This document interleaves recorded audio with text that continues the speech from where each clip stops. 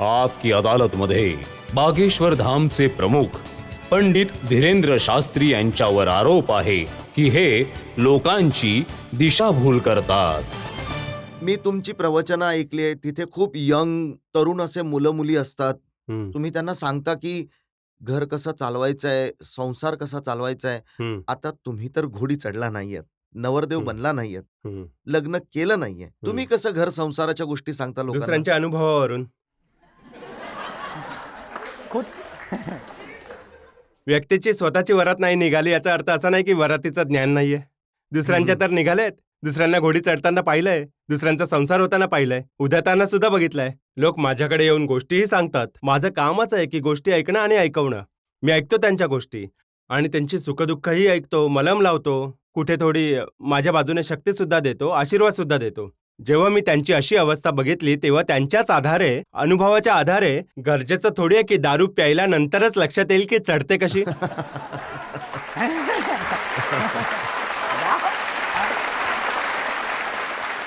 एखादा पिऊन पडला तरी सुद्धा समजलं पाहिजे की अशी चढते. मी बघितलं की ऑनलाईन कोणीतरी लग्न केलं, त्यांना तुम्ही सल्ला दिला की आता पुढे काय करायचंय. हो, ते एक प्रकरण झालं की एका यजमानांच्या घरी मी गेलो होतो. तर भारतातील मोठे प्रसिद्ध आहेत आणि त्यांच्या इथे थांबलो. तर वरच्या मजल्यावर थांबलो तर ते म्हणाले सकाळी सकाळी की तुमची आज्ञा असेल तर पंडितजी आले आहेत, आम्ही एक लग्न लावून येऊयात. म्हटलं कुणाचं? म्हणाली यजमानजींच्या मुलाचं. म्हटलं करून टाका. जसं मी खाली उतरलो, चहा वगैरे प्यायलो, तर मी म्हणालो की बाबा कुठे आहे मुलगा सून? म्हणाले मुलगा तर हा आहे, सून तर विदेशात आहे. तर म्हटलं लग्न कधी झालं? म्हणाले आत्ताच. म्हटलं झालं कसं? म्हणे ऑनलाईन. मी म्हटलं बाळा ऑनलाईन कशी काय? व्हिडिओ कॉलवर. तर मी म्हणालो कमाल आहे. मी म्हणालो बाबा हे सिस्टम काय आहे? म्हणाले इथे आग पेटवली, तिथे आग पेटवली, तिकडे फेरे घेतले, इकडे मुलगा फेरे घेतोय, तिकडे मुलगी फेरे घेतोय. म्हटलं अतिउत्तम, फ्लिपकार्टवरनं मुलगा मागवून घ्या.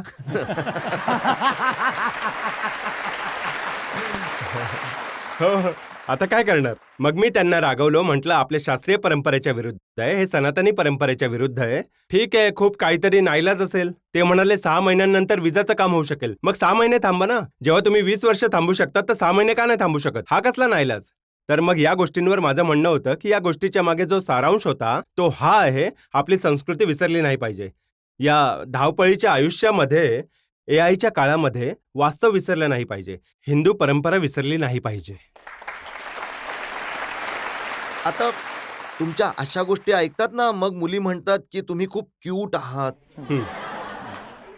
एक मुलगी तर म्हणाली की युट्यूबवर तुम्हाला बघून मी लाजले. सांभाळून राहावं, रक्षाबंधनाला यावं त्यांनी.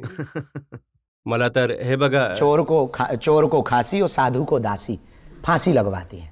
त्यामुळे सांभाळून राहिलं पाहिजे. जितकं जास्त डिस्टन्स असेल तितकं चांगलं. सगळ्यांच्या प्रती आदर आहे. मी जसा आहे तसा आहे आणि चांगलं दिसणं काही वाईट गोष्ट थोडी आहे. एका मुलीने शेर लिहिला की तू है तो दिल धड़कता है, तू है तो मेरी आस जगती है.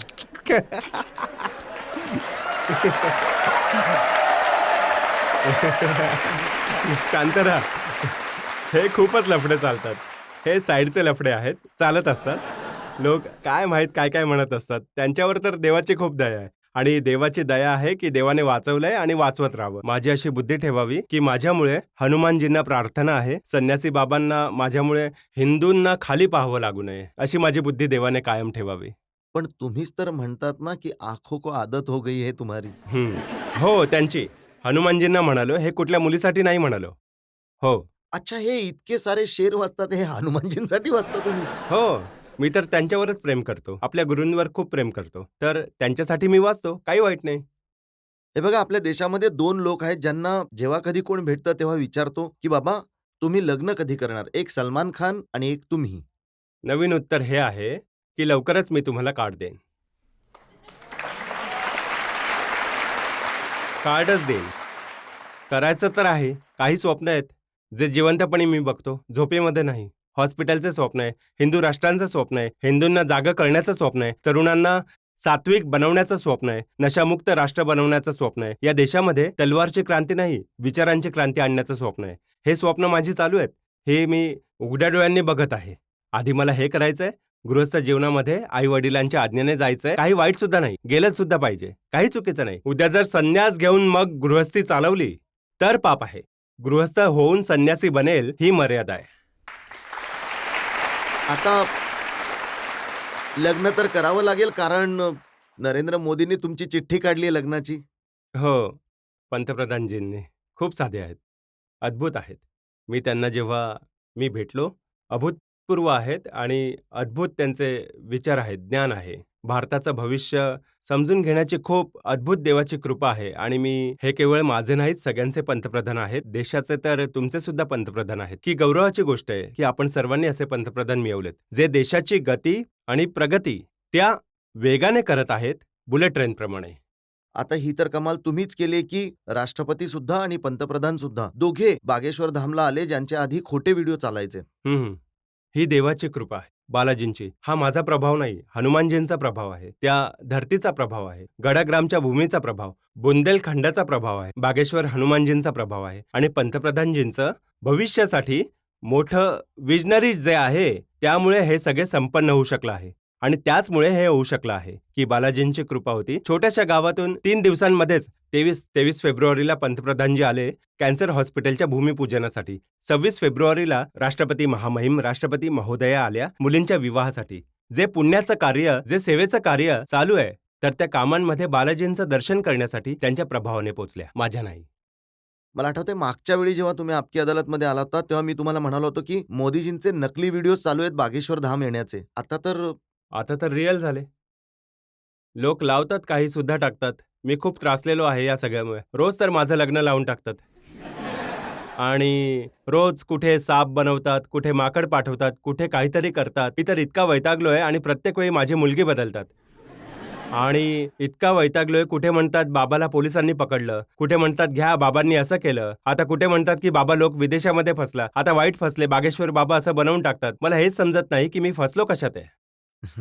हे तर AI ने बनतं सगळं. हो, एआयनेच बनतं सगळं. प्लांटेड लोक आहेत, लागलेले आहेत. हे व्ह्यू मिळवण्यासाठी काही विदेशी ताकद आहेत जे हे करतायत, जे वारंवार हिंदुत्व, जी सनातनी परंपरा चालू आहे तिला डॅमेज करण्यासाठी, प्रतिमा खराब करण्यासाठी. याने मला काही फरक पडत नाही. ते आपलं काम करत आहेत. हाथी चले बाजार, कुत्ते भौंके हजार. जनतेमधून प्रश्न घेऊ शकतो. माझा तुम्हाला हा प्रश्न आहे, संपूर्ण देशाला तुम्हाला प्रश्न विचारायचा आहे की तुम्ही लग्न कधी करताय आणि तुम्हाला काय काय क्वालिटीज एका मुलीमध्ये हव्यात. सर प्लीज सांगा, सगळे खूप एक्साइटेड आहेत. कार किंवा बस घ्यायची असेल तर क्वालिटीज बघतो. आणि विवाह एक नातं आहे आणि नात्यांमध्ये क्वालिटी तर नाही, संस्कार पाहिजे. क्वालिटी बघत नाही मी, संस्कार बघतो. मला पत्नी किंवा वाईफ नाही, अर्धांगिनी हवी आहे, जे माझ्या परंपरेला घेऊन चालेल, माझ्या आईवडिलांची सेवा करेल. मी जी माझ्या आईवडिलांची सेवा करू शकलो नाही ती करेल. माझ्या परंपरांना घेऊन चालेल. माझ्या साधन भजन मार्गामध्ये बाधक नाही, साधक बनेल. आणि दुसरी गोष्ट, नाती चालवण्यासाठी क्वालिटीच्या गोष्टी नाही झाल्या पाहिजेत. आज या देशांमध्ये जे काही घटस्फोट होत आहेत त्याच्या मागे जर मला कोणी विचारलं एक धर्मगुरूच्या नात्याने, तर सगळ्यात मोठं कारण विवाह विच्छेदनाचं सगळ्यात मोठं कारण आहे की आजकाल लोक सौंदर्य जास्त बघतात, समजूतदारपणा बघत नाही. कुणीतरी मला म्हणालं की बागेश्वर सरकार हनुमानजींचे भक्त आहेत. जोपर्यंत हनुमानजींची भक्त करतील लग्न होणार नाही, कृष्णाची भक्ती करतील तर लवकरच होईल. देवाच्या कृपेने 7 नोव्हेंबर ते 16 नोव्हेंबर मी पदयात्रा करण्यासाठी जात आहे, दिल्ली ते वृंदावन.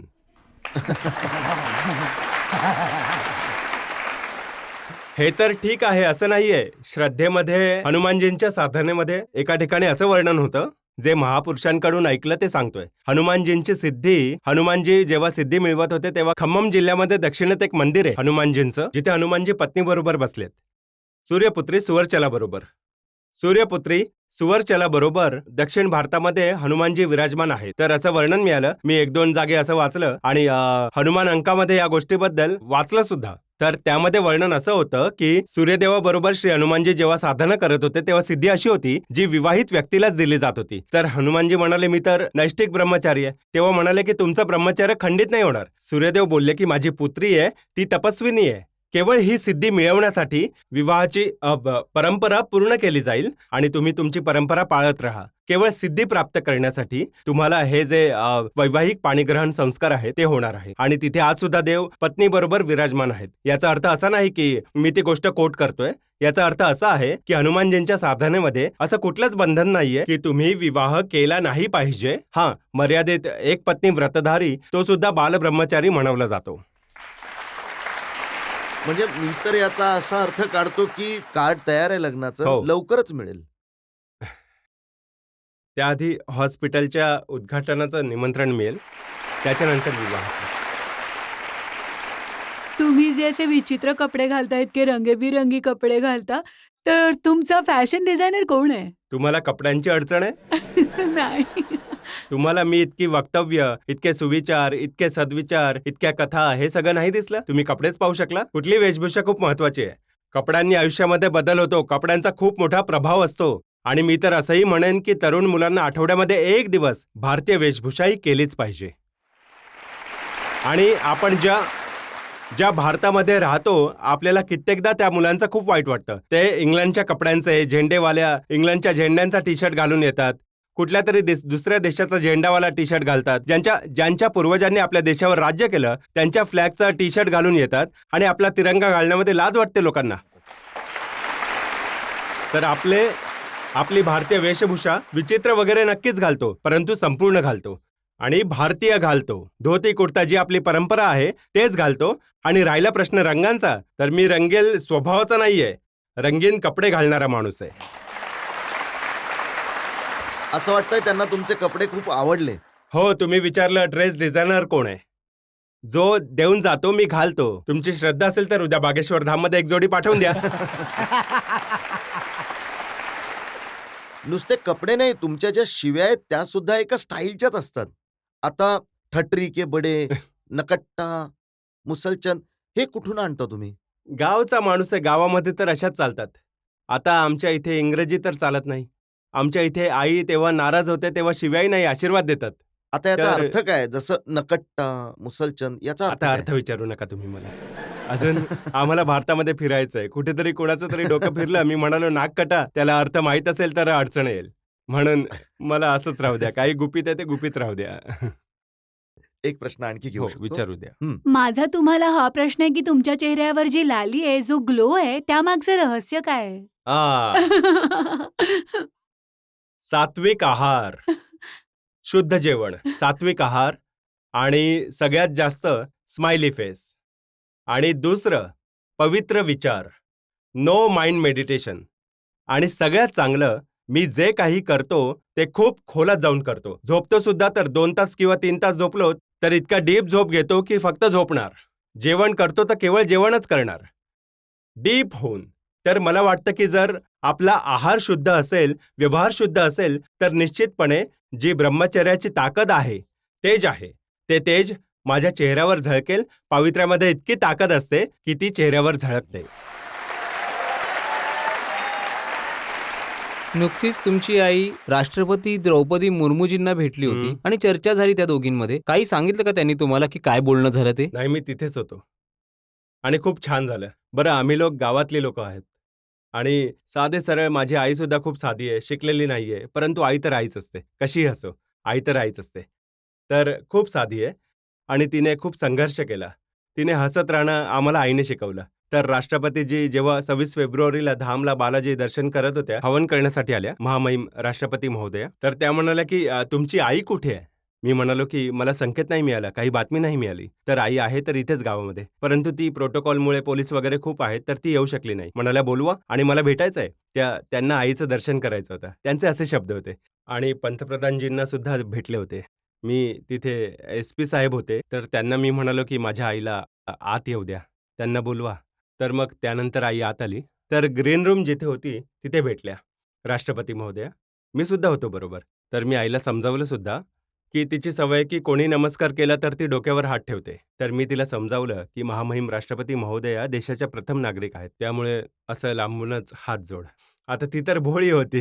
जशा राष्ट्रपती भेटल्या तर म्हणाली, हा तुम्ही खूप भाग्यवान आहात राष्ट्रपती महोदया. म्हणाल्या, तुम्ही खूप भाग्यवान आहात, असा मुलगा मिळाला. इतक्या मुलींचं घर वसवत आहे, इतक्या मुलींचा धर्मपिता बनला. तुम्ही खूप भाग्यवान आहात. तुम्हाला भेटून मी खूप आनंदी झाले आहे. तर दोघी जणींनी गळाभेट घेतली आणि जसं त्या या सगळ्या गोष्टी बोलल्या तसं आई माझी विसरली आणि लगेच डोक्यावर हात ठेवून म्हणाली, आणखी वरच्या पदावर जा.